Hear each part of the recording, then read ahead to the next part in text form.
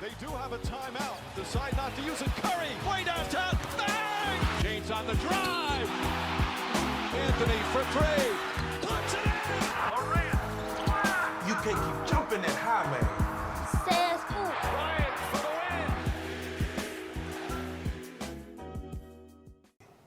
the win. The gun wasn't mine.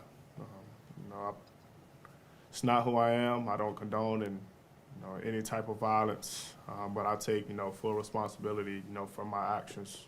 Made a bad mistake, and I can see the image that I painted over myself with my recent mistakes. But in the future, I'm gonna show everybody who Ja really is, what I'm about, and change this narrative that everybody got painted over me. Après les nombreuses affaires dans lesquelles il est impliqué, Ja Morant a enfin brisé le silence. La star des Grizzlies s'est expliquée, mais la NBA a tranché. 8 matchs de suspension pour le phénomène de la ligue. D'accord ou pas d'accord avec cette sanction ? Coup de tonnerre, Michael Jordan, propriétaire de Charlotte depuis 2010, voudrait vendre ses parts. Après 13 ans à la tête de la franchise, MJ n'a jamais semblé aussi proche du départ. La NBA a beaucoup changé au fil du temps. Plus d'attaques, moins de défense, des scores dérisoires, des stats toujours en augmentation. La légende des Lakers, Pau Gasol, s'est exprimée ces derniers jours. L'Espagnol regrette ces changements. D'accord ou pas d'accord avec ses propos ? Dans cette franchise, tout va parfaitement bien. Leader incontesté à l'Est, les Bucks paraissent inarrêtables. Qui peut stopper Giannis et ses coéquipiers dans la quête du titre ? C'est notre débat. Hype, épisode 22, saison 2. Bonjour à tous, bienvenue sur Hype, sur Sport en France, une nouvelle émission en basket international, puisqu'on va parler un petit peu de NBA, mais on va aussi parler du basket français avec un invité qu'on va présenter dans quelques minutes. On va surtout présenter un homme swaggy aujourd'hui. Angelo, comment il va ? Ça va très très bien. Ravi de rejoindre la 22e émission. Ouais, 22e de cette première saison complète sur la chaîne. Les stats commencent à être sympathiques. Hein. Ça commence, on va essayer de continuer de pousser un petit peu plus loin. Hein. Yes. Mélissa, comment elle va ? Retour ? Très bien, merci. Oui, retour. Absente depuis un moment, mais On aime le t-shirt. content d'être là. Ben oui, Le t-shirt. La balle. on the point. On va parler de Ja Morant, Mélissa, sois prête. Hein. Je crois que tu l'es. On va accueillir aux États-Unis Melvin qui rentre de congé, qui nous a fait faux bon pendant 2 semaines, mais il revient en pleine énergie. Mélo, comment tu vas ? Eh ben, ça va très bien. Salut à tous. Ravi d'être parmi vous. Bon, ravi de t'avoir avec nous. On nous a manqué Mélo quand même. Hein. Oui, mais il est là. Il est toujours présent, Mélo, dès qu'il peut. On accueille une légende du basket français, également absent la semaine dernière, mais de retour avec nous, Fred Weiss. Bonjour, alors je vous déteste tous. je vais vous expliquer pourquoi. J'ai basé ma carrière, j'ai essayé de faire des choses, j'ai gagné une médaille olympique. La dernière fois, on me voit dans la rue, on me dit « je vous connais ». Donc je me dis « j'étais un peu fier de moi, je me la raconte ». Bah oui, dans Hype. Voilà, okay. Merci beaucoup, tout ça pour ça. La nouvelle notoriété. Il y a un livre aussi qu'il faut connaître, c'est Jusque-là ça va, le livre de Fred Weiss et de Geoffrey Charpie, disponible un petit peu partout, n'hésitez pas. Et puis il y a surtout un camp de basket qui aura lieu cet été du côté de la Baule, n'est-ce pas ? Exactement, un beau camp de base à la Baule où on n'est pas loin de l'eau et j'aime bien ça. Très bien, c'est en juillet, c'est ça ? En juillet, 9 au 15. Inscription ouverte à tous ? À tous. Ok. Hugo pourra venir. Eh ben Hugo aura peut-être autre chose à faire, on lui souhaite. Hugo Besson est notre invité, meneur du Metz de Boulogne-le-Valois. Comment il va ? Ça va très bien, merci de l'invitation. Je suis ravi d'être là et ravi d'avoir un programme pour cet été avec Fred du coup. On va bosser les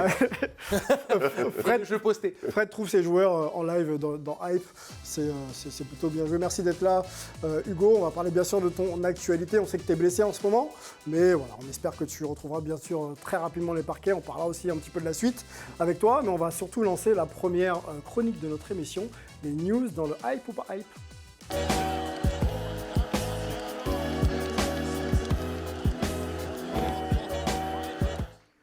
Allez, la sanction est tombée.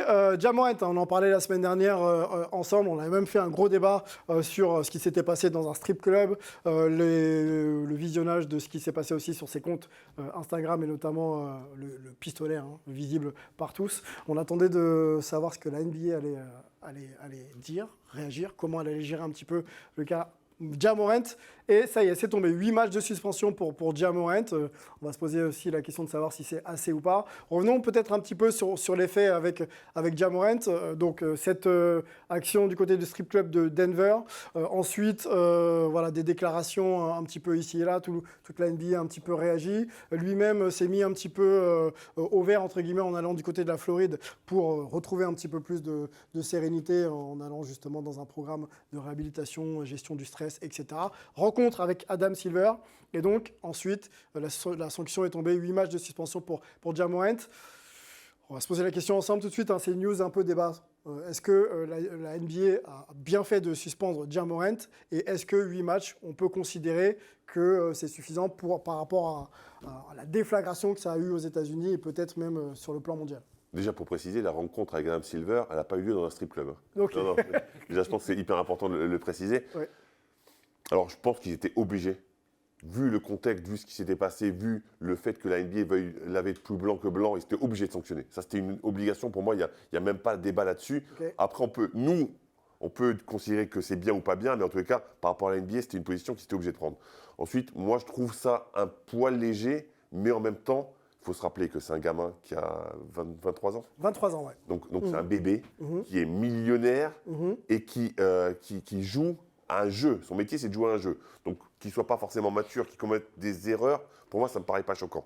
Je pense qu'il faut qu'on envoie un message qui est fort. J'aurais peut-être aimé qu'il y ait un peu plus, mais comme j'ai envie d'avoir de bons playoffs, je suis plutôt ravi de cette situation. Question à Hugo.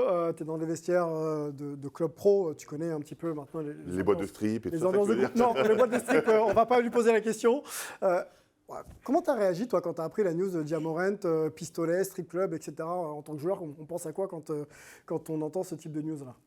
On est étonné, mais pas vraiment. Après, quand on connaît un peu les États-Unis, c'est un peu le pays des excès et tout ça. Puis, comme Fred l'a dit, il est assez jeune, il a fait une erreur. Je trouve que c'est important de le sanctionner, mais après, c'est pas non plus ce qu'il a fait n'est pas dramatique en soi. Mais pour l'image de la NBA, je pense que c'était important de le sanctionner. Mais après voilà, c'est une erreur. Il est jeune et voilà. Les réseaux sociaux. Voilà, usage maintenant largement répandu, un outil d'ailleurs même pour vous de communication. Est-ce que tu penses que quand on est un joueur comme ça, exposé comme il a été, et même toi d'ailleurs, est-ce qu'on a aussi un peu le sens de la responsabilité de se dire, bon, je ne montre pas tout ce que je fais dans ma vie privée sur les réseaux sociaux parce que je sais que j'ai 10, 20, 30 millions de followers? Je pense qu'il y a des trucs, oui, qu'il ne faut pas forcément montrer sur les réseaux sociaux et même à d'autres gens. Il a une responsabilité, oui, c'est d'être suivi par des millions de personnes. Mais après, il a une vie au-delà de... il doit s'occuper de lui avant tout, avant de s'occuper des autres. Donc, il a commis une erreur. Après, je pense que son but, ce n'est pas d'influencer les gens qui le suivent à faire les mêmes choses, quoi.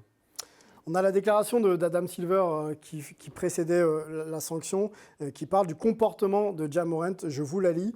Le comportement de Ja était irresponsable, imprudent, potentiellement très dangereux. Son geste peut avoir de graves conséquences compte tenu de son énorme influence, en particulier parmi les jeunes fans qui l'admirent. Il a exprimé un profond regret pour son comportement. Voilà les déclarations d'Adam Silver. Mélissa, en off, on discutait un petit peu de l'influence justement de ce geste. Est-ce que, pareil, le sens de la responsabilité ne doit pas permettre à Ja Morant de se dire, bon, j'ai mon opinion, j'ai ma manière de vivre aussi mes moments privés, mais il faut absolument que je fasse aussi attention à l'image que je renvoie. Oui, bien évidemment. Moi, je ne pense pas que dire aujourd'hui parce qu'il est jeune, ça justifie tout. Je pense que ça montre tout simplement qu'il n'est pas bien encadré. Je pense que l'entourage est vraiment important. Ça, c'est pour toute personne aujourd'hui. Lorsque vous êtes amené à aller à un certain chemin, vous devez être bien entouré. Et ça, pour moi, ça montre clairement qu'il ne l'est pas. Pouvoir s'exprimer et avoir une arme sur les réseaux sociaux quand on est suivi par des millions de followers. Je suis désolé, qu'on le veuille, qu'on ne le veuille pas, ce n'est pas une question de jeunesse parce qu'il y a plein de joueurs qui sont passés par la NBA qui avaient moins de 20 ans. Donc je suis désolé, ça ne se justifie pas en disant ça. Donc oui, tu es contre la rédemption. C'est-à-dire que l'erreur pour toi, elle n'est pas normale. Ah non, on n'est pas en train de dire que l'erreur n'est pas normale. Il a fait une erreur, oui. Et la rédemption, il a plutôt exprimé des regrets, une volonté de faire mieux. En plus, on adore le storytelling en NBA. On ne va pas aller là parce que dire que les excuses, oui, les excuses c'était bien, mais si on part de tout ce qui a été fait, de dire qu'il a eu de l'aide, il a dû aller trouver de l'aide et avoir des personnes qui ont entre guillemets intervenu, etc. Quand on va voir un psy ou quand on va voir une personne pour se faire aider, on ne sort pas un jour après et dire qu'on est prêt à jouer. Ça ne se justifie pas. Dire qu'il a fait une erreur, ok. Dire qu'il a eu, ça a de lourdes conséquences, d'accord. Mais dans ce cas-là, les sanctions, elles doivent être en adéquates avec ce que l'on dit. Et ça n'a pas été le cas. Donc, moi, je dirais tout simplement que lorsqu'on est suivi par des millions de followers, on ne parle pas que des États-Unis, c'est une influence qui est mondiale. Il y a des jeunes qui veulent faire comme Ja Morant, il y a des gens qui vont se comporter comme Ja Morant demain, et c'est ça qui est dangereux en fait. On ne dit pas que c'est pas entre guillemets impardonnable. Non, il a fait une erreur, il doit être sanctionné pour ça. Mais oui, ce qu'il a fait, ça ne doit pas entre guillemets se produire. Il a été sanctionné, mais c'est que 8 matchs, c'est ça? Exactement, c'est que 8 matchs. Donc dire après que c'était entre guillemets, c'était une grosse faute, etc. Oui, bah si c'est une grosse faute, il faut que la sanction elle soit à la hauteur de la sanction, faute. Avant d'avoir l'avis d'Angelo, on va écouter les experts américains, notamment Jalen Rose sur le cas Ja Morant. You're 23 years old. You're a superstar. You're one of the faces of the NBA. What has the last 10 or 11 days been like for you, and how are you doing? Me personally, I feel mentally good that I haven't, been in, many years since I, really got drafted to the league. I'm in a space where I'm, very comfortable. I took those, days to be able to, learn how to pretty much be there for myself and, learn, different ways to, manage stress in a positive way. When did you look in the mirror and say, I'm going to do this? Because it was reported a couple of days ago that it happened. But when did you say, I'm going to do this and it's necessary? After I made a, terrible mistake, being inside a club and, went live, I put myself in, a bad position. And also it's, my daughter. There's times where she even tell me if she's, had a bad day. And I felt like, if she can tell me that, then, I can be able to go and talk to somebody as well. You are holding a gun. And we both know how dangerous that can be. Whose gun were you holding? Well, the gun wasn't mine. It's not who I am. I don't condone any type of violence, but I take full responsibility for my actions. Made a bad mistake, and I can see the image that I painted over myself with my recent mistakes. But in the future, I'm gonna show everybody who Ja really is, what I'm about, and change this narrative that everybody got painted over me. Ja Morant qui répondait aux questions de Jalen Rose, c'était la première prise de parole en public qui fait suite aux faits le concernant. Je crois que Mélissa, tu n'avais pas complètement terminé ton argumentaire. Oui, d'ailleurs, parce que si on va jusqu'au bout de cette vidéo, lorsqu'il va s'exprimer, il va dire on ne devrait pas faire ci avec mon équipe, on devrait faire ça. La personne qu'on a juste, entre guillemets, pointé du doigt aujourd'hui et qu'on demande, entre guillemets, à être exemplaire pour plein de gens qui le suivent, c'est Ja Morant, c'est pas on. C'est-à-dire qu'aujourd'hui, on ne demande pas à son équipe de se ranger, on demande à lui de faire attention. Et en fait, c'est juste ça, et ça montre à quel point, entre guillemets, pour moi, tout ça, c'est pas vraiment sincère, quoi. Melvin, du côté des États-Unis, tu y vis. Comment ça a été perçu le cas Ja Morant déjà dans l'environnement de la NBA et peut-être aussi dans l'opinion publique de manière générale? Dans l'opinion publique, je pense que ça a été assez choquant. Après, une fois que l'investigation de la NBA, de la police de Glendale les résultats ont été sortis et que les conclusions sont que l'arme à feu n'est pas à lui, etc. Je pense que l'opinion publique s'est un peu calmée. Après, il y a certaines personnes qui rejoignent un peu ce que dit Mélissa, c'est-à-dire que quand tu as des problèmes comme ça et que tu dois gérer ton stress, ça ne se passe pas comme ça en un claquement de doigts en 3 jours dans une institution. Ça va être quelque chose plus sur le long terme. Donc, la question maintenant, c'est vraiment de savoir est-ce que Ja va pouvoir répondre à cette attente-là et le faire sur le long terme. C'est bien beau de dire tout ce qu'il a dit dans cette interview avec Jalen Rose, etc.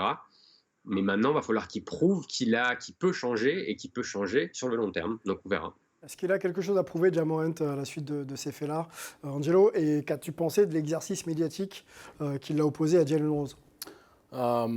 Des choses à prouver, on en a tous les jours. Je pense qu'en tant qu'athlète de haut niveau... Alors, on n'a pas tous, nous, sorti un gun sur un Insta Live. Oui, mais des choses à prouver. Je réponds à ta question. Des choses à prouver. En tant qu'athlète de haut niveau, on en a à prouver tous les jours. Ne me menace pas parce que les Grecs, ils ont parfois des armes. Il faut sortir quelque chose. Non, mais après, en tant qu'homme, Oui. qui a fait une erreur publique, et quand on est un personnage public dans l'œil, scrutiné tout le temps, oui. Scruté, oui.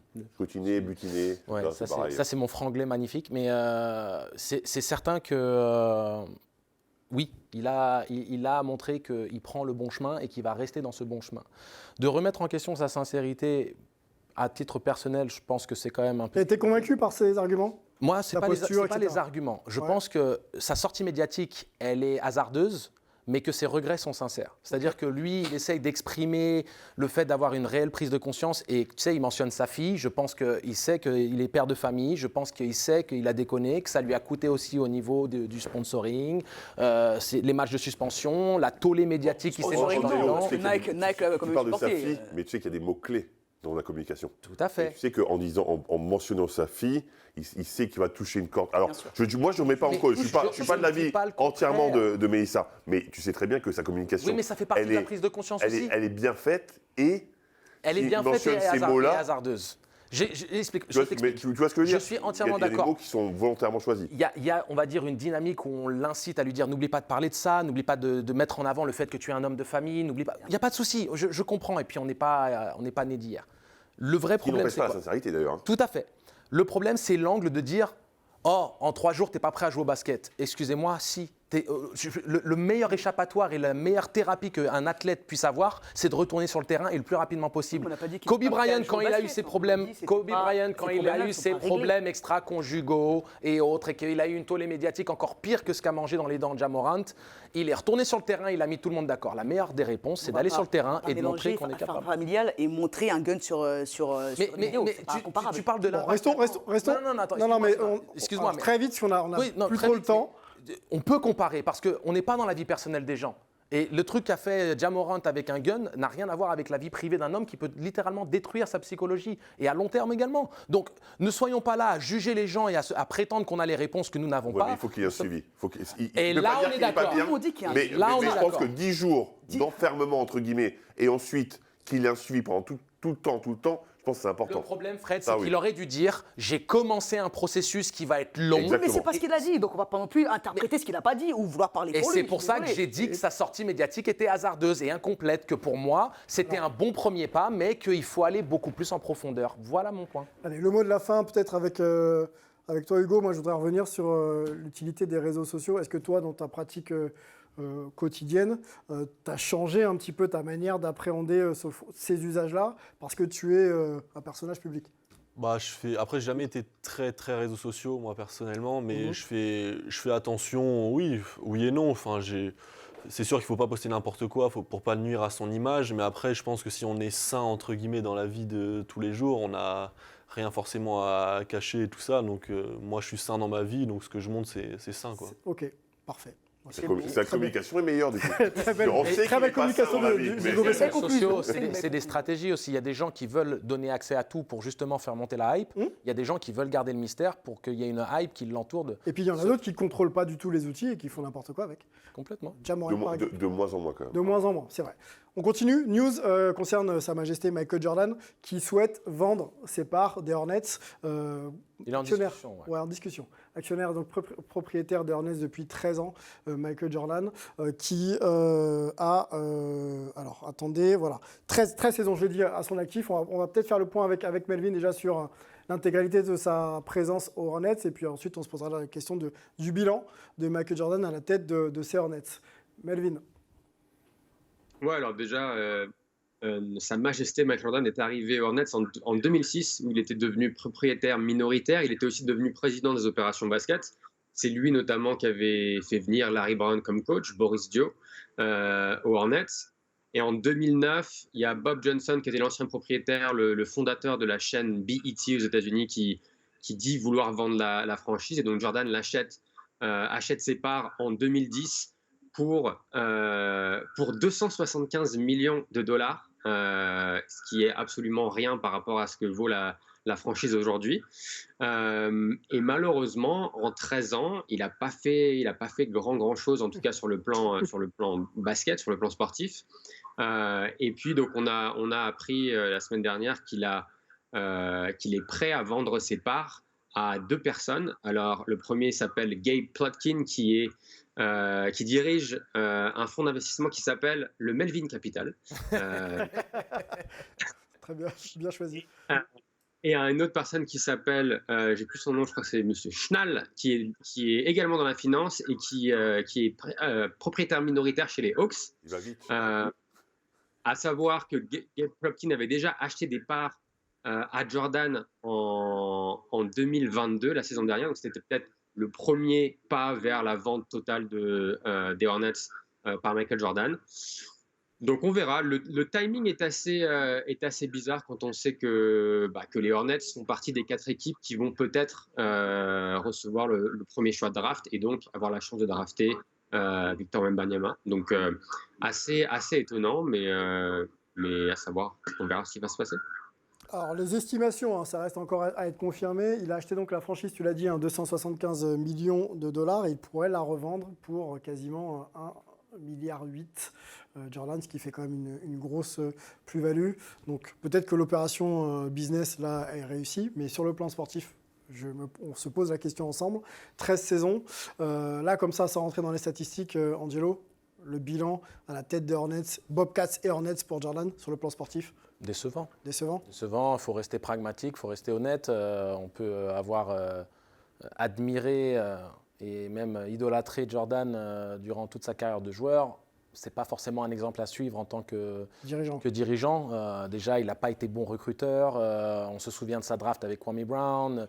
Alors là, le travail est pré-mâché et régurgité pour lui avec Victor Wembanyama s'il obtient le premier choix. Mais bon, c'est pas idéal. Il a quand même fait des bonnes choses. Ils ont retrouvé le nom Hornets. C'était les Bobcats d'avant. Ok, ça c'est positif, mais ça va pas très loin. Ils ont fait quelques apparitions en playoff. 3 apparitions, 13 ans. Ouais, après, bon, il faut dire que... Premier tour. Puis c'est pas une équipe qui a réussi à attirer des free agents de renom. C'est un marché qui n'est pas aussi séduisant que ne le serait Chicago, New York ou les équipes de l'Ouest, donc comme Los Angeles notamment, les Clippers ou les Lakers. Bon. Voilà, c'est pas brillant.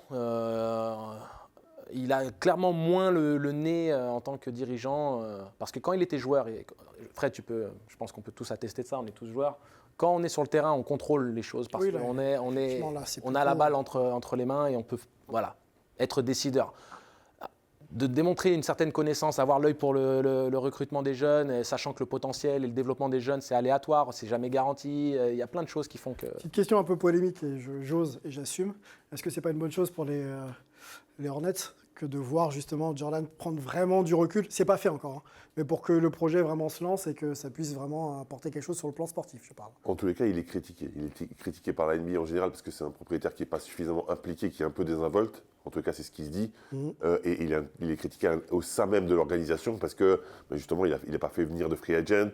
Sur le marché des buyouts, il n'est pas très actif alors qu'il y a certains propriétaires qui le sont. Donc peut-être qu'un autre qui aurait du sang neuf, qui aurait plus de niaque, j'ai envie de dire, et qui aurait des choses à prouver. Parce que malheureusement pour Jordan, qu'est-ce qu'il a à prouver, Jordan? Et je pense qu'il s'est dit, je vais me prendre un jouet sympa, je vais me faire une petite culbute de 800 ou de 900 ou peut-être 1 million, même plus d'ailleurs, 1,5 million $1,5 milliard de dollars. Mais concrètement, je pense que lui, le fait de... J'imagine déjà un coach n'a pas vraiment la main sur ce qui se passe sur le terrain, parfois. Donc il est un peu frustré par ce qu'il propose. Imagine un propriétaire qui doit passer par un coach, qui doit passer par des joueurs. Donc réellement, c'est pas lui qui interagit vraiment sur le jeu. Et je pense que ça doit être hyper frustrant pour lui. Et tout simplement, ça prouve juste que c'est un être humain et qu'il ne peut pas être bon dans tout. Je pense que la culture actuelle ne lui convient pas non plus. La culture du jeu NBA actuel ne lui convient pas. Et puis il peut ne pas être aussi très compétent dans ses fonctions. On ne peut pas être bon partout. Mais ça pour conclure. Sauf quand Moi, je pense qu'il y a 2 choses là-dedans à voir. Si on regarde que purement business, aujourd'hui, je pense que Jordan, il a encore fait un gros coup. Parce que je pense que ça, il ne faut pas le nier. Mine de rien, quand on dit qu'il a été bon ou pas, il va faire un gros coup parce qu'il va revendre. Business avant, c'est un très grand businessman. Et ça, il faut le reconnaître encore une fois avec ce qu'il est en train de faire. Après, le côté GM, je pense pas que Jordan, malgré ce qu'on peut dire, avait, après c'est que mon humble avis, avait entre guillemets le monopole sur tout. Je pense pas qu'il était maître de toutes les décisions. Je pense que ça ne dépendait pas toujours que de lui. Ça, je pense que c'est pas entre guillemets.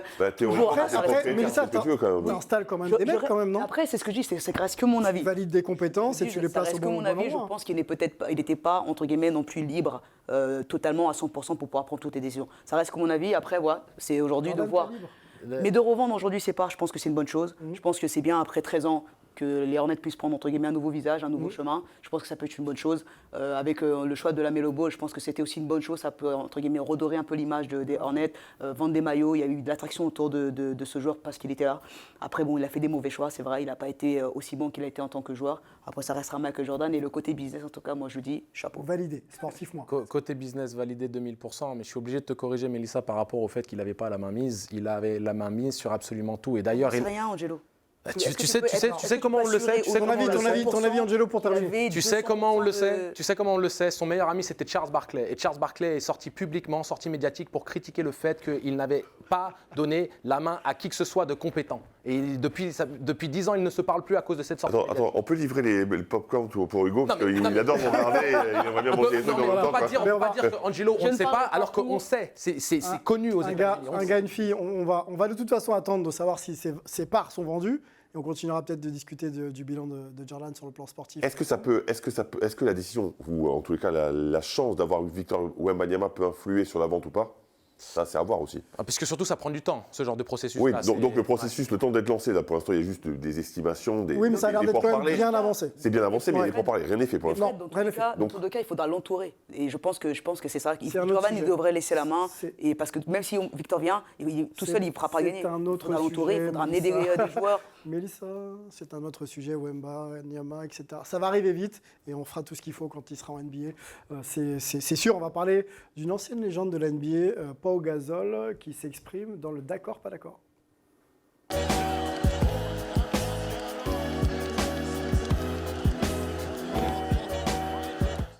La légende des Lakers qui a son maillot retiré depuis quelques jours, simplement. L'un des plus grands intérieurs de l'histoire des Lakers s'exprime également sur le jeu.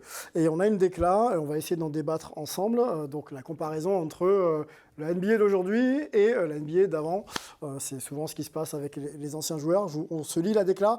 Maintenant, on veut juste savoir qui a marqué le plus de points. Je n'aime pas ça. Nous avons perdu l'essence de ce jeu, qui est de jouer en équipe, de bouger le ballon, de créer des espaces intérieurs-extérieurs, plus de tactique, ou plus de tactique plutôt. Auparavant, si on prenait un tir lors des 8 premières secondes de la possession, on était sûr de terminer sur le banc pour réfléchir un peu. Voilà, donc l'appréhension du jeu, la manière dont certains joueurs conçoivent un petit peu les formes de jeu, voilà, mon livre qui tombe, offensive et défensive, ont évolué pour Pau Gasol, et on est plutôt dans un jeu d'instinct où finalement on ne prend pas en compte les principes de jeu qui permettent de garantir de l'efficacité. Voilà un peu comment je comprends la déclat de Gasol. À cette déclaration justement, Angelo est plutôt pas d'accord. Pas d'accord avec Gasol. Pas d'accord. Okay. Pas par rapport au niveau en tout cas. Ça marche. Et Fred?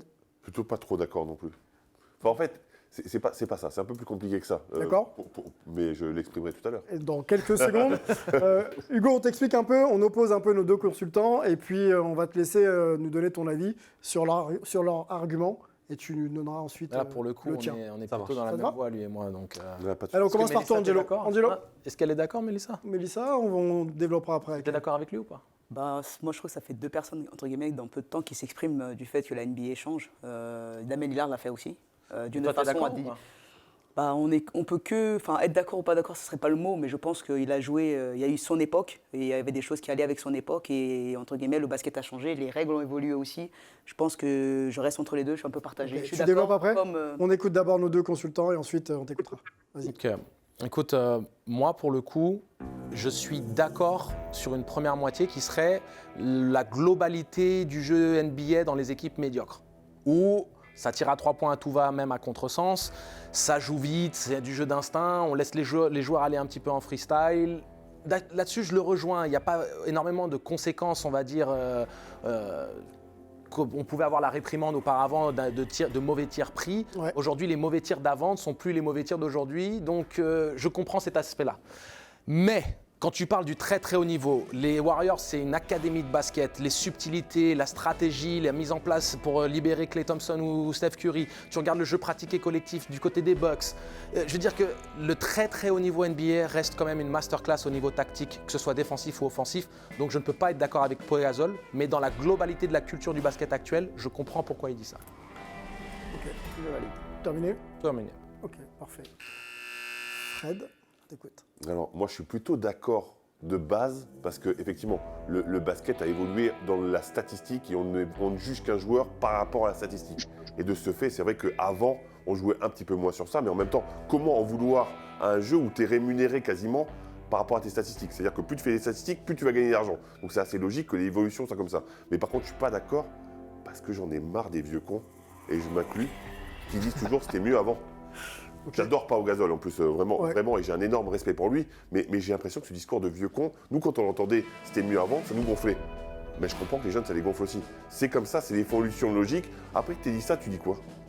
Bah t'as rien à dire, c'est comme ça, c'est l'évolution, t'as rien à dire. Ça évolue à ce point parce que les mecs maintenant, quand ils shootent à 3 points, ils sont à 40% même quand ils shootent du logo. Oui, il y a moins de post-up, pourquoi? Parce qu'ils ont des stats avancées qui permettent de déterminer qu'une possession à 40% à 3 points, c'est plus important que 50% à 2. Les statistiques, encore une fois, ça a tué peut-être un peu le basket, mais qu'est-ce que tu veux y faire? L'avis d'Hugo, l'évolution du jeu, tu es un joueur très porté aussi vers l'attaque. Un peu trop. Si, ouais. Bon, c'est la vie de Fred. Tu pourras lui répondre, il n'y a pas de problème. Est-ce que justement, cette notion d'ouvrir un peu le jeu et voilà, de tirer en moins de 8 secondes, etc., c'est des choses que toi, tu considères être positives pour l'évolution du basket?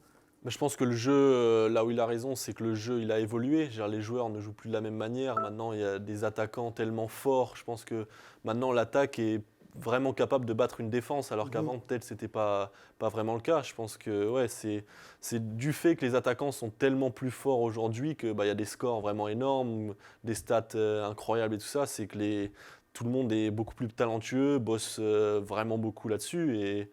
Et du coup, ça fait que maintenant, on met en avant beaucoup les stats parce que c'est des stats impressionnantes, mais je pense que tout le monde bosse pour ça aussi et le basket va dans ce sens-là. Et c'est un plus pour l'évolution du basket. Sur le plan collectif aussi, ça t'aide à aller à aboutir et peut-être gagner plus de matchs. Je sais pas, parce que j'ai pas vraiment regardé le basket à l'époque de Pau Gasol ou même avant, mais je sais qu'aujourd'hui, l'attaque, elle a pris une importance vraiment capitale dans le jeu. Est-ce que tu penses que les règles justement qui ont été mises en place par la NBA ne favorisent pas aussi Oui, c'est surtout ça. Tu vois, parce que des attaquants exceptionnels, il y en avait déjà avant, il y en aura toujours, il y en aura après nous. Ouais, il y en avait moins en nombre et en talent dans une même équipe. Alors, il y avait moins d'autant de talent. Je ne débat pas là-dessus, Fred. Franchement, j'ai aucun problème avec ce concept. Encore heureux. De toute manière, mais bien sûr que les règles les générations sont faites pour surpasser les générations d'avant. Et c'est l'évolution normale de la vie. Et moi, je veux que mon fils soit largement meilleur que moi, et c'est ça l'idée. Est-ce que c'est vraiment dur? Il le sera. Il l'est déjà. J'espère que ce sera facile. Mais le problème, c'est est-ce que tu ne penses pas que les règles aussi accentuent encore plus ce trait-là? Parce que tu vois, les attaquants sont forts, mais là, Pau Gasol, il parle de cet élément statistique où le jeu a évolué. Mais la réponse d'Hugo et ensuite l'avis de Melvin. Est-ce qu'il y a vraiment cette perte stratégique et tactique dont lui il parle? Tu vois? Perte stratégique et tactique, je sais pas. Après, on le voit comme Luka il peut le dire, c'est beaucoup plus facile de marquer en NBA qu'en Europe. Je pense que oui, en NBA, c'est vraiment tourné vers l'attaque et les espaces font que c'est plus facile de marquer.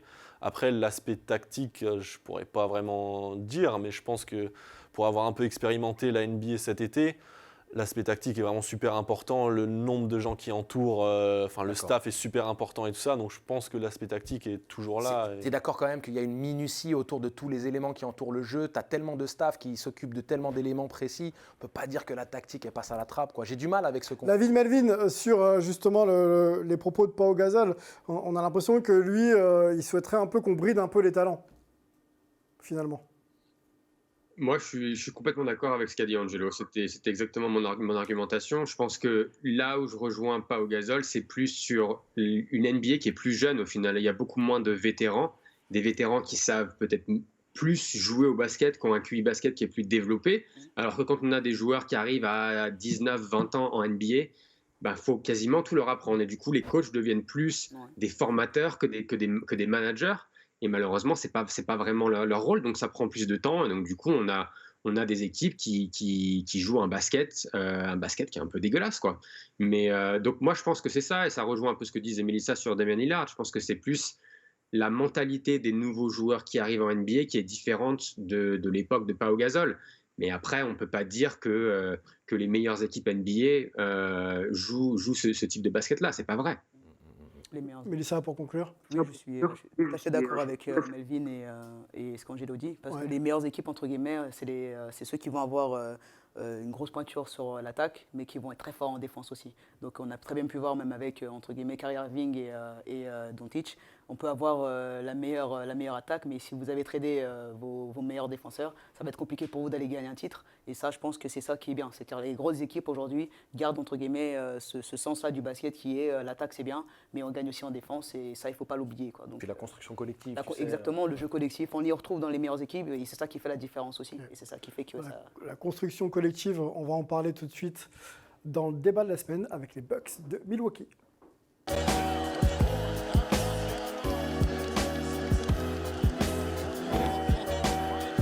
Alors on va parler des Bucks de Milwaukee. On va se poser la question de savoir qui peut battre cette équipe en 7 matchs en série de playoffs, puisque l'équipe de Milwaukee est qualifiée pour les playoffs, première équipe NBA à participer aux playoffs, les Denver Nuggets. Première équipe avec 50 victoires aussi. Exactement, voilà. Les Nuggets suivent derrière. Avant de se poser cette question, on va discuter avec Hugo Besson, qui est un joueur drafté NBA par les Milwaukee Bucks, deuxième tour, 58e position.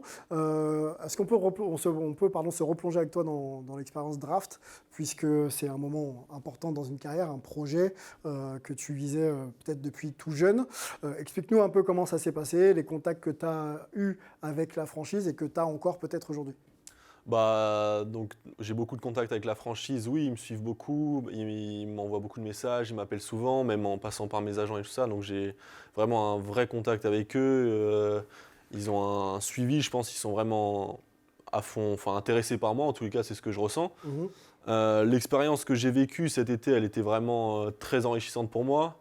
C'est un autre monde, quoi. La NBA, c'est un truc de fou. Tu fous un pied sur le terrain, tu as déjà 15 coachs qui viennent prendre tes rebonds ou te dire de faire des trucs. Tu peux manger à la salle d'entraînement, elle est accessible 24 heures sur 24. Donc c'est vraiment une super expérience. Et j'ai fait beaucoup de workout NBA, donc j'ai vu pas mal de salles d'entraînement, de comment ça se passait dans certaines franchises. Et les Bucks, ça faisait vraiment partie de cette franchise où vous sentez que l'intérêt il était vraiment énorme autour des joueurs et de comment ils se sentent. Et de toi aussi, pour le coup, parce que quand tu as workout avec eux, est-ce que tu as senti à la fin que c'était dans cette franchise que vous souhaiterez être drafté, par exemple ? Oui et non. Après ça, dans les workouts, en général, quand ils t'appellent, c'est qu'ils sont très intéressés par toi, sinon ils ne t'appellent pas. Mais c'est vrai que j'avais eu un bon sentiment avec les Bucks. Quand j'avais parlé avec eux justement à l'issue de mon workout, j'avais eu un bon rapport avec eux. Donc c'est vrai que ça faisait partie des franchises où je me sentais le plus à l'aise. Tu parles avec qui quand tu dis que tu échanges avec eux, précisément ? Quel niveau hiérarchique, le coach, les assistants ? C'est... Avec le Waterboy. Le Waterboy, pourquoi pas, hein ? Non, c'est avec le chef des scouts, le GM, l'assistant du GM, tout ça, quoi. Donc avec la hiérarchie assez haute quand même. Ok. Allons sur le débat des Bucks, une discussion plutôt qu'un débat. Grosse saison encore des Bucks, champions en 2021. Les Bucks de Giannis Antetokounmpo, peut-être de prétendants sérieux à la finale NBA. On peut peut-être montrer le classement déjà des Bucks sur cette saison, si on l'a. Voilà, c'est 71 journées et donc une première place à l'Est, 51-20. Donc un gros bilan positif. À la maison, ça se passe bien, 29-7 et à l'extérieur également. 22-13. On va se poser la question de savoir qui peut les sortir sur cette match dans la conférence Est. Donc nous, on a mis les Celtics quand même dans la conversation parce que c'est quand même une grosse franchise et une grosse saison qu'ils le font. Ils étaient en finale NBA derrière les Celtics l'an dernier. Puis on a mis aussi les Sixers dans cette discussion. Peut-être qu'on en a oublié. Vous me direz. On part peut-être sur le starting line-up, donc les 5 de départ du côté des Bucks de cette saison. Donc vous avez Jrue Holiday, Giannis Antetokounmpo, Brook Lopez, Grayson Allen et Bobby Portis. On peut enchaîner avec le 5 de départ des Celtics, avec Jason Tatum, Jaylen Brown, Marcus Smart, Al Horford et Derrick White. Et on enchaîne avec le 5 de départ des Sixers avec James Harden, Joel Embiid, Tyrese Maxey, Tobias Harris et Anthony Melton. Voilà un peu pour les 5. Bien sûr, il n'y a pas que 5 joueurs qui jouent sur le terrain. Bon, on vous propose d'abord les 5. Dites-nous un peu quelle équipe vous voyez matcher un peu avec les Bucks et peut-être être en mesure de les sortir sur cette match. En parlant que du 5 là ou en parlant de la globalité? Globalité, on vous a proposé les 5, mais on peut parler bien sûr de la globalité. Mélissa. En globalité, sur 5 matchs, moi j'irais pour Philly. Philly? Ouais, j'irais Philly parce que Philly c'est costaud. Je trouve que c'est au fur et à mesure de la saison, ils ont montré beaucoup de choses, beaucoup de capacités. Je pense qu'avec le talent aujourd'hui d'Embiid et aussi entre guillemets l'homogénéité. L'homogénéité. Exactement, qu'ils ont réussi à trouver tout au long de la saison. Français, je les sens. Merci. Il n'y a rien du tout. Merci J'aurais pu le faire en beaucoup. anglais, mais non, mais je pense que sur des séries, je trouve 7 matchs, sur 7 matchs, je trouve que Philly sera beaucoup plus costaud que les Celtics. Même quand on regarde les matchs, je pense qu'aujourd'hui Philly, c'est des matchs qui sont très serrés. Autant Celtics parfois peut perdre beaucoup de points, mais je trouve que c'est après c'est mon avis perso. Je pense que Philly a plus de chances de gagner sur une série de 7 matchs que les Celtics face aux Ok, on peut rester sur les Celtics, hein, si jamais, enfin sur les Sixers, pardon, si jamais vous voulez en discuter aussi. Honnêtement, la profondeur de banc peut pas manquer quand même aux Sixers. Ouais, c'est ce que j'allais dire. Peut-être que la problématique, parce que quand on voit le 5, il est quand même bien costaud. Mais après, c'est un peu plus calme sur le banc. Mais en même temps, sur les playoffs, on sait que la rotation, elle est plus limitée aussi. Ouais. Après, si je devais... De toute façon, pour moi, personne à l'Est peut battre sur 7 matchs les Bucks. Pour moi. Okay. Face à leur profondeur c'est pas cette année, oui. Mais... Non, mais parce que si je parlais d'autres années, ça ne servait à rien. Mais je suis d'accord avec toi. C'est qu'il y a quand même une vraie progression des Bucks par rapport à la saison passée. Mais continue. Mais ce que je veux dire, c'est qu'ils ont une équipe plutôt bien structurée, plutôt intéressante. T'as Jake Crowder qui est venu remplacer un petit peu le chien de la casse qui est passé aux Sixers, justement, PJ Tucker. Donc, je me dis qu'elle est bien équilibrée, que Giannis, c'est juste une solution insoluble pour tout le monde. Qui peut arrêter Giannis? Ça joue bien ensemble, ça se connaît bien, ça défend bien. Après, ce qui est bien aussi, c'est ce qu'on regardait dans le roster, c'est une équipe aujourd'hui qui prend de l'expérience ensemble. C'est-à-dire qu'il y a eu l'expérience de l'année dernière, bien sûr. ils étaient champions. Le roster qui ne bouge pas vraiment. C'est-à-dire que je pense que ça ne change pas beaucoup et aujourd'hui, c'est ça qui va faire la force c'est une équipe des qui a Bucks. travaillé sur le... Goran Dragic est arrivé, il y a Bobby Portis, il y a des joueurs d'expérience sur le banc. Moi, j'aime beaucoup cette équipe et vraiment, même si les Sixers me font une très bonne impression parce que je trouve que le duo Embiid-Harden, il fonctionne extrêmement bien. Et puis, tu as Tobias Harris, quand même, qu'il ne faut pas oublier, même s'il est un peu en deçà. Tu as Maxey, qui est plutôt un très bon joueur aussi. Et t'as un bon coach. Non, Seth Curry, il est Brooklyn. Brooklyn, pardon. Alors par contre, le coach, j'ai un plus un bémol sur Doc Rivers quand même, qui ne m'impressionne pas vraiment. Mais qui a beaucoup d'expérience. Moi, c'est sur une série de 7 matchs, l'équipe la plus dangereuse pour moi. Alors après, je ne peux pas dire l'équipe la plus dangeuse, parce que quand tu as Joel Embiid face à toi, avec James Harden, il faut trouver la solution. Donc, si tu veux, je vais plutôt essayer de compléter l'analyse qu'on a donnée. Vas-y. J'ai du mal à mettre Boston au-dessus des Sixers ou les Sixers au-dessus de Boston. Ils ont des armes différentes, ils ont une philosophie de jeu un peu différente, ils n'ont pas le même effectif. Aucune des deux équipes peut, en 7 matchs, déranger franchement les Bucks. Non, mais tout le monde est en capacité de le faire, mais ça dépend de quoi? Ça dépend de ton niveau de performance. Pour moi, les Sixers sont en capacité de le faire s'ils mettent dedans de loin. Ça veut dire que que les Celtics? C'est ça, la question. C'est un peu, si tu veux, la problématique. Mais là, on parle de... Si tu regardes aujourd'hui, les Celtics, la dynamique actuelle, tu te dis, s'ils ne trouvent pas leur solution, c'est sûr qu'ils ne seront pas capables de battre en 7 matchs. Parce qu'il y a eu un grain de sable dans l'engrenage collectif. Ça va un peu moins bien. Ça va juste moins bien. Ça va juste moins bien. Ça se passe moins bien la balle. Les timings ne sont pas aussi bons. Bon, il n'y a pas la même abnégation défensive, peut-être. On ne sait pas ce qui se passe dans le vestiaire. De la saison dernière, une finale NBA, la profondeur de banc aussi. Justement. C'est pour ça que moi, je ne peux pas les rayer, parce qu'une fois les playoffs activés, on ne sait jamais ce qui peut se passer. Les Rockets, à l'époque où ils sont champions en titre, ils font une saison régulière de merde, ils arrivent en playoffs, ils se qualifient de manière raccro, et derrière, ils roulent sur tout le monde. Il y a eu le trade de Clyde Drexler qui avait fait que... Et c'est ça qui... Bon, ok, mais... C'est difficile. L'avis d'Hugo, justement, sur les équipes qui peuvent prétendre jouer les yeux dans les yeux face aux Bucks dans la conférence Est, dont on en a cité 2, il y en a peut-être d'autres que tu peux citer si jamais tu le sens. Est-ce que tu penses que les Celtics ou les Sixers sont clairement des prétendants?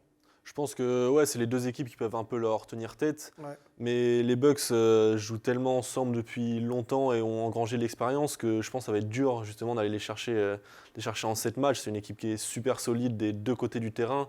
Puis avec Giannis qui est vraiment impossible à tirer, à arrêter, pardon, je pense que ça va être compliqué de les battre. Tu sais ce qui est intriguant ?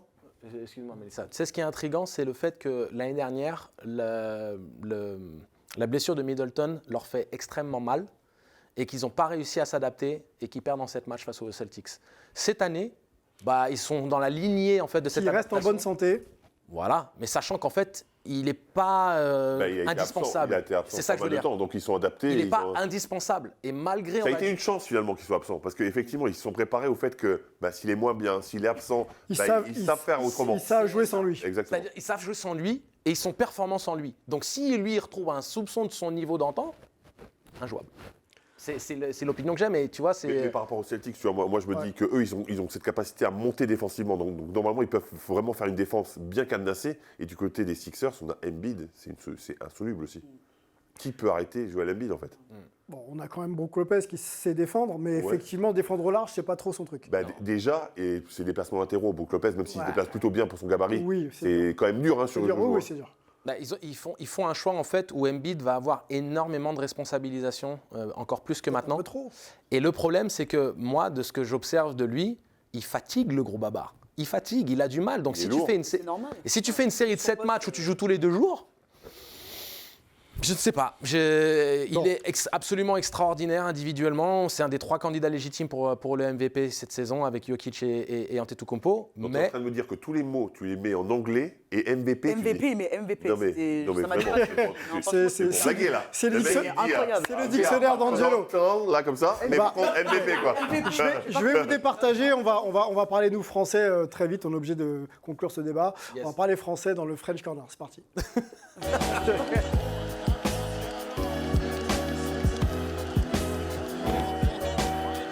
Bon, ça discute encore. Le dictionnaire d'Angelo, il va falloir que tu nous expliques un peu comment ça marche, parce qu'on n'est pas toujours. C'est dans le cerveau, quand ça connecte, des fois, il y a les mots et autres, je sais pas. Bon, French Corner, on a un Français de BetClick avec nous, qui joue aux Mets de Boulogne-le-Valois. On va discuter un petit peu avec toi. Hugo, tu es blessé en ce moment, blessure à la hanche.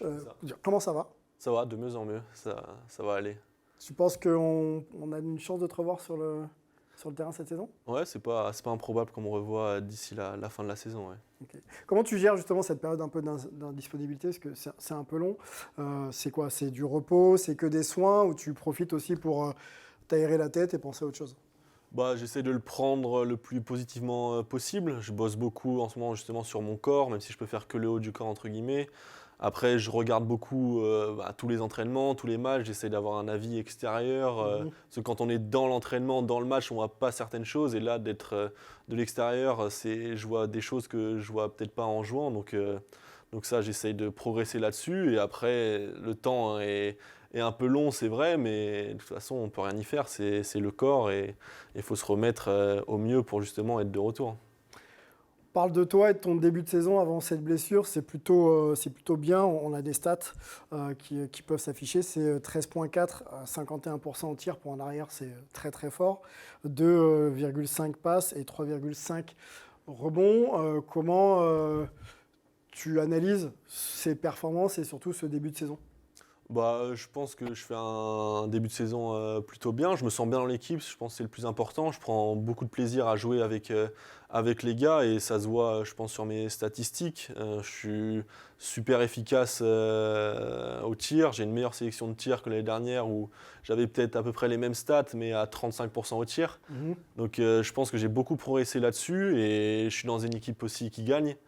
Et ça, je pense que c'est vraiment important d'être un bon joueur dans une bonne équipe. Et je suis content d'avoir fait ça cette année. À quoi tu attribues cette montée justement de ton pourcentage au tir? Parce que tu parles de la sélection de tir, mais je pense que tu es un garçon intelligent. Tu avais démontré, tu avais fait éclater ton talent aux yeux du public français en LNB à Saint-Quentin. On s'attendait un peu de voir ta transition à un échelon supérieur. Là, quand même, je pense que le championnat français est meilleur que le championnat australien. Et donc que tu aies des meilleures stats, on va dire, dans la justesse du jeu, est-ce que c'est lié au contexte collectif, la manière de jeu de votre équipe, ou est-ce que c'est simplement lié à une prise de conscience personnelle? Une progression individuelle aussi. Ouais. Je pense que c'est un peu les deux. L'année dernière, j'étais dans une équipe à l'inverse d'aujourd'hui qui perdait beaucoup. On n'avait pas un super collectif, les rôles n'étaient pas super bien définis. Et même moi, je pense que j'étais... Ça ressemblait plus à la G-League, tu veux dire?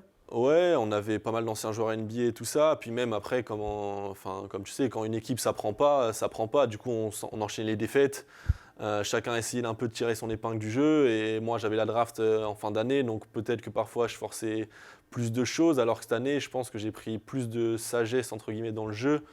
Où maintenant, j'essaie vraiment d'être le plus efficace parce que mon objectif, c'est d'aller en NBA ou en Euroleague. Et je sais qu'au début, je ne serai pas le target guy, donc je n'aurai pas toutes les balles. Donc il faudra que je sois efficace dans les choses qu'on me propose. Donc j'ai vraiment fait un gros boulot là-dessus en étant justement le plus efficace possible pour qu'on se dise Hugo Besson, c'est un arrière scoreur, mais efficace. Alors que là, peut-être quand je suis sorti d'Australie, j'étais un arrière scoreur, mais parfois je pouvais faire des matchs à 2 sur 12. Quoi. Donc, non, mais est-ce que ce n'était pas une volonté, justement, aussi, comme tu le disais, hein, pour être drafté, il faut se montrer, il faut faire des erreurs, il faut prendre des shoots.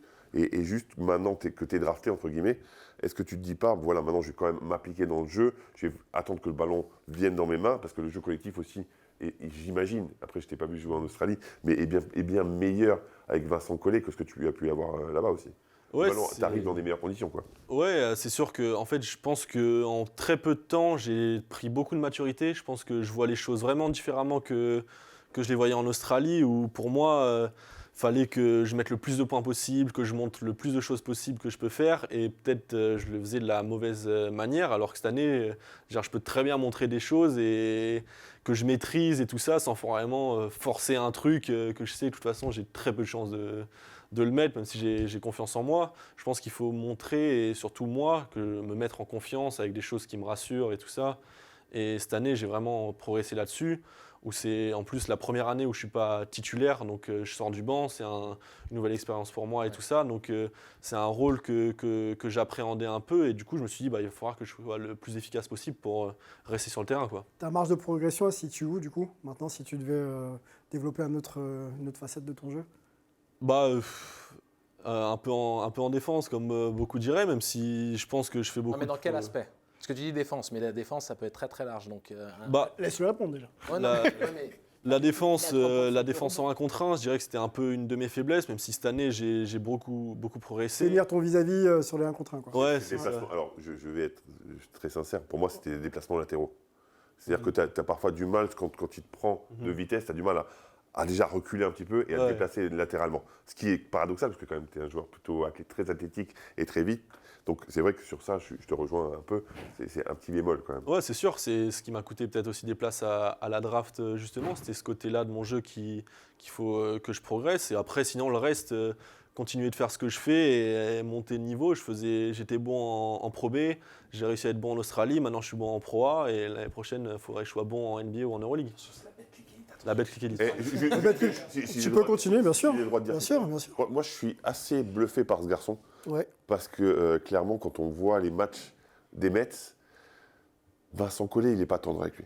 Vraiment, il n'est pas tendre. Et je pense que même moi, qui suis plutôt un mec calme, je pense que j'aurais pété les plombs parfois. Alors certainement que c'est pour le faire progresser. J'imagine pas du tout un instant que Vincent Collet ait la volonté de le faire chier, si vous me passez l'expression, ou de le brider ou quoi que ce soit. Mais c'est vrai que parfois, il est très dur. Et à chaque fois qu'il est très dur, et je me rappelle, je ne sais pas pourquoi, à Strasbourg, et je me dis, il arrive à réagir. Et donc c'est là que tu dis que ça va être un très bon joueur, parce qu'il a une vraie force. Il est coachable et il a une grosse force de caractère. La suite, c'est quoi, Hugo? Ça allait, tu vois, je t'ai pas... La suite, c'est quoi? C'est la France, l'Euroleague ou la NBA dans un coin de ta tête? La suite, déjà, c'est de me remettre, de revenir justement à mon niveau, de me remettre physiquement, d'aider l'équipe à aller le plus loin possible en play-off. Et après, on verra ce qui se passe avec les Bucks, tout ça. Pour l'instant, je ne peux pas trop me projeter, mais je suis vraiment concentré déjà sur bien finir, sur bien me remettre et bien finir la saison avec les Mets pour l'instant. Okay. Hugo, il a un avantage et un inconvénient. L'avantage, c'est qu'il est dans une des meilleures franchises dans, on va dire, l'ambition, cette compétitivité au quotidien en NBA. Désavantage, c'est que les places sont chères. C'est-à-dire que là, tu dois t'imposer dans un profil très spécifique qui est complémentaire à Giannis Antetokounmpo et dans lequel on peut t'utiliser. Grayson Allen, par exemple, c'est idéal. Il shoot, il défend comme un chien. Donc, Mais il a déjà le shoot qui a beaucoup progressé, il ne reste plus que la défense. Exactement, donc c'est-à-dire qu'en fait, je pense que les Bucks, ils le rapatrieront le moment où ils penseront qu'il est apte à pouvoir désormais s'insérer dans le projet collectif de l'équipe. Tu vois, c'est ça le problème en fait d'être drafté dans les très bonnes équipes. Parce que quand tu es drafté chez les Rockets ou chez OKC, bon OKC ça va un peu mieux, bah, tu as peut-être plus d'opportunités de rentrer dans une case qui n'est pas forcément prédéfinie. Là, aux Bucks, c'est... Voilà ce dont on a besoin. Voilà ton rôle. Voilà ton rôle. Il faut que tu sois prêt pour faire ça, ça et ça. Et comme il est en communication permanente avec l'équipe. En même temps, il a été drafté par eux en connaissance de cause. Tout à fait, donc c'est pour ça. Ils ont vu en lui le potentiel de rentrer de s'imbriquer dans ça. Mais moi, c'est justement ça dont je parlais. Tu vois, qu'ils vont le rapatrier à ce moment-là quand il sera pour eux prêt. Dernière question, on est obligé de te la poser. La hype de Victor Wembanyama, comment elle se vit, comment tu la vis et comment il est au quotidien? Et comment c'est Las Vegas? Las Vegas, c'est très très bien. Ouais. Et bah, la hype, moi je la vis bien, je pense que lui aussi la vit bien, le club et l'équipe on la vit tous bien, maintenant on est habitué. Peut-être qu'au début c'était surprenant de voir un gars avoir une telle ampleur au-delà du basket, je pense que c'est la première fois que ça a de telles proportions, mais je pense que c'est bénéfique pour tout le monde, pour le club, pour chacun des joueurs, pour lui en priorité, donc je pense que c'est que du positif. Oui. J'ai juste une question. Il y a eu beaucoup de rumeurs, tu sais que je commente pas mal de matchs de Betclic, et beaucoup de rumeurs comme quoi, dans le vestiaire, ça commençait un petit peu à gronder, justement, à cause de cette hype, etc. Est-ce qu'il y a eu un moment où c'est devenu chiant, où à chaque fois vous vous êtes dit, OK, lui, il est mis en valeur, nous aussi? Bah non, il n'y a pas eu de moment, enfin en tous les cas peut-être que je n'étais pas là, mais de moments dans le vestiaire où c'est un peu grondé. On est tous venus à Levallois, enfin à part les gars qui étaient sous contrat, mais je veux dire en connaissance de cause, on savait qu'on allait être avec Victor et que de toute façon c'était lui le numéro 1. Tu l'as dit, personne ne pouvait imaginer une telle médiatisation, c'est impossible. Oui, c'est sûr, mais après je pense que justement il fallait s'attendre, enfin on ne pouvait pas vraiment s'attendre, mais du coup maintenant c'est comme ça et de toute façon... C'est accepté par le gros poids. Ouais. Donc vous le prenez du côté positif en disant grâce à lui on est encore plus exposé, c'est ça? Ouais, exactement. Comment il est content. Pour revenir un peu à... Oui, allez, ce sera le mot de la fin. Hugo, est-ce que tu connais exactement aujourd'hui le rôle que les Bucks attendent de toi? Ou est-ce qu'aujourd'hui tu travailles par rapport à ça et... Déjà c'est qui les boss? Les Bucks. Ah, les Bucks, j'ai compris les boss. Ma bad. Les Bucks? Exactement. Non, les Bucks. Ah, vous parlez plus anglais aussi, les gars, vous parlez français maintenant. Moi, je dis les Bucks. Est-ce que tu connais un peu le rôle qu'ils attendent de toi? Bah, c'est un peu le rôle qu'ils attendent de moi, mais comme disait c'était Fred, je crois, ils m'ont drafté pour ce que je suis, entre guillemets, et ils veulent pas non plus me transformer, ils veulent que je m'améliore forcément sur certains aspects. Tu sais qui tu es exactement dans le jeu? Ouais, c'est Hugo Besson. Mais ouais, je pense qu'il faut que, en priorité, j'atteigne le niveau que j'ai maintenant et être capable de le faire en NBA. Ok. Bon, c'était mot de la fin. c'était un très bon mot de la fin. On va remercier Hugo Besson d'avoir été hype avec nous. Tu reviens quand tu veux. Bon rétablissement. On espère te revoir très vite sur le terrain avec des échéances déjà pour la fin de saison et peut-être dans un été studieux. On te le souhaite. On va remercier Melvin qui a dû partir, Angelo, Mélissa, Fred et la régie qui a préparé cette émission autour de Lucien Gérand qui fête ses 18 ans. Il va enfin pouvoir passer le bac, Lucien Gérand. Bon anniversaire à lui et bonne hype. Ciao.